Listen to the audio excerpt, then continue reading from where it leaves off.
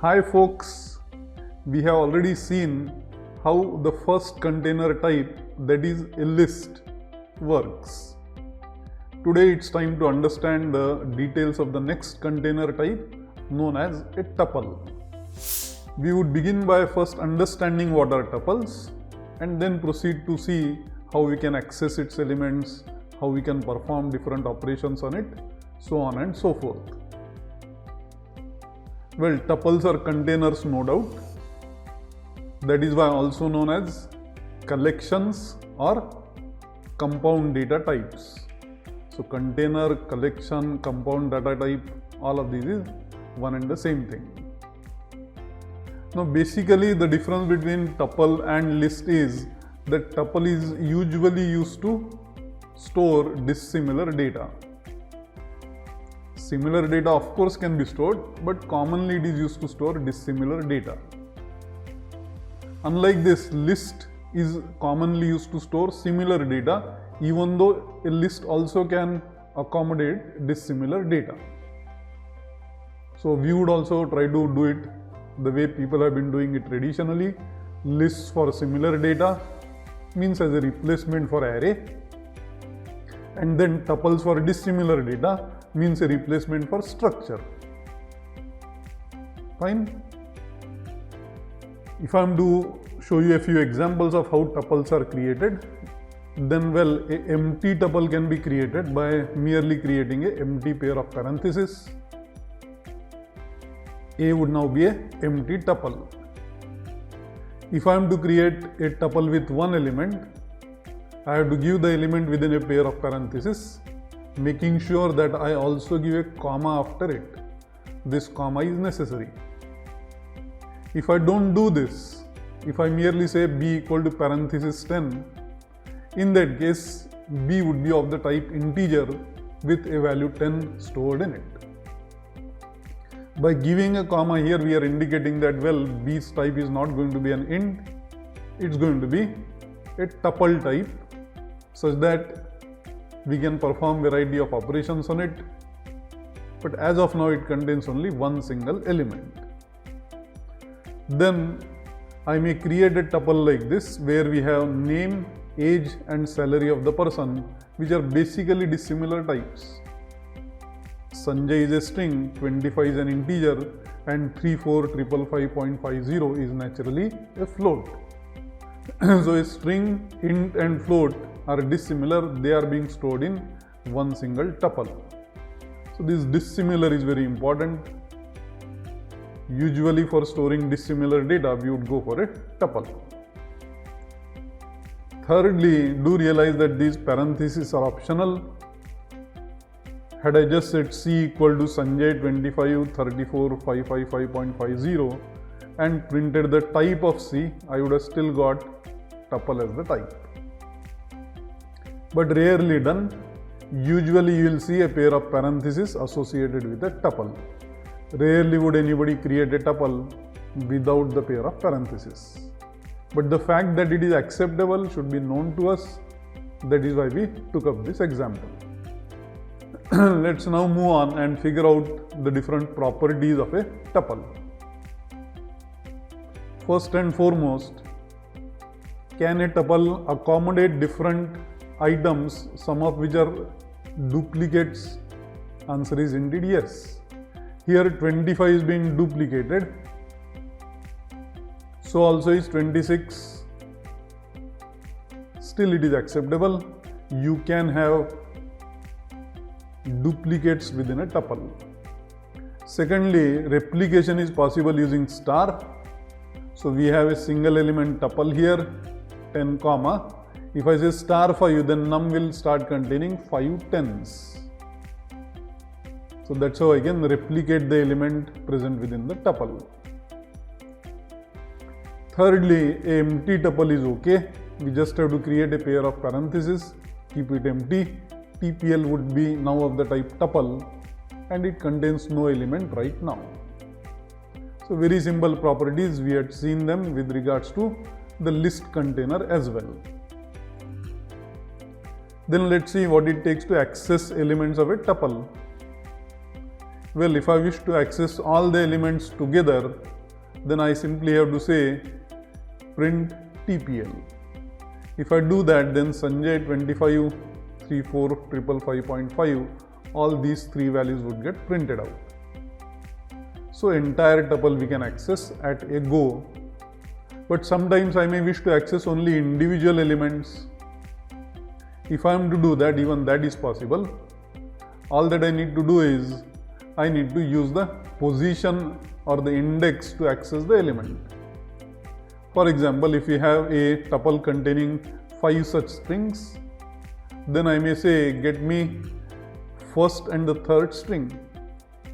Counting we know would begin with 0. So this would be the 0th element, this would be the first element. So message 1 is going to print out exceptions. This will be second element. A will be the third element. So message 3 is going to print out A. So exceptions and A are individual elements. They also can be accessed using the position based index, which is something that we did even with a list. If I wish to access certain elements of the tuple as a subtuple, that is also feasible. All that we need to do is create a tuple and then say that I wish to access elements from 1 to 3 exclusive of 3. Means element number 1 and 2 will be accessed. Element number 1 is 23 and element number 2 is 23,000. That's what is going to get printed out. As with a list, we can drop the starting element or the ending element by saying something like 3 colon. Means starting with third element up to the end of the tuple, everything should be printed. Third element is this 1760. So from here up to the end means 1760 and 2040. Those are the values that would get printed out. Instead of using 3 colon, I may also say colon 3. Means from the beginning up to third element, but excluding third element. So 0, 1, 2, that is Sanjay 23 and 23,000 is going to get printed out now. Absolutely nothing different as compared to the list container type. A list also can be accessed entirely individual element wise or a sublist wise. Same thing is true even about a tuple. If I wish to access one element at a time, then I will have to employ loop to do so. Let me show you how this can be done. Suppose we have a tuple like this.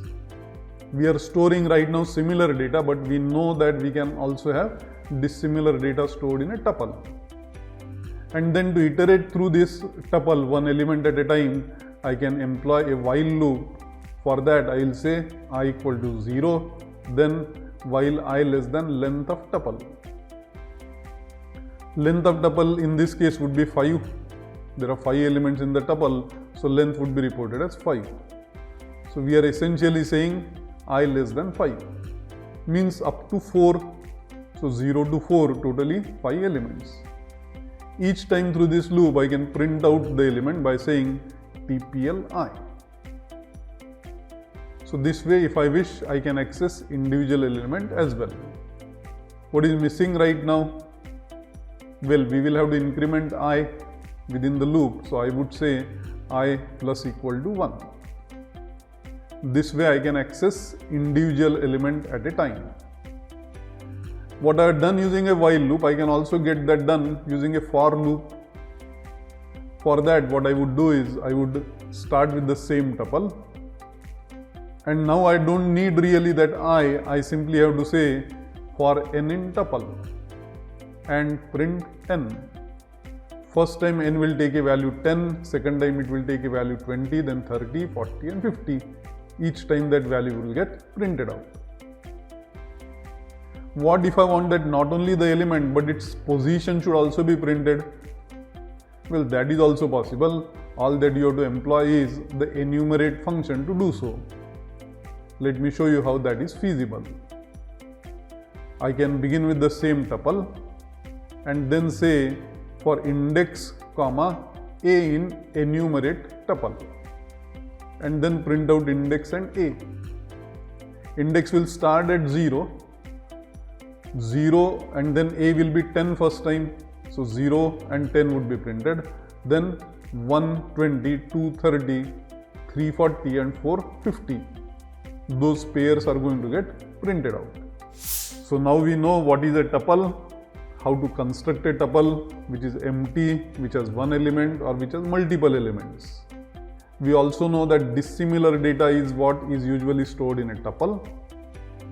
We also know that basically a tuple is an ordered container, so we can access the elements using its position.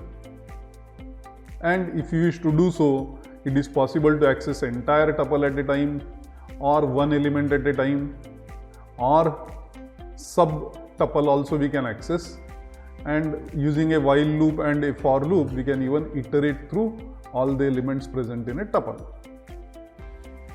The need for iterating through it would be when we wish to process each individual element. So far we have just printed the element that we iterated through, but if we want, we can also do some additional processing on that element. When that is the need, that's when you will go for a for or a while loop. So much about tuples. There is lot more to be said, but for that we will have to wait till another video. Till that time, goodbye, good luck and thank you.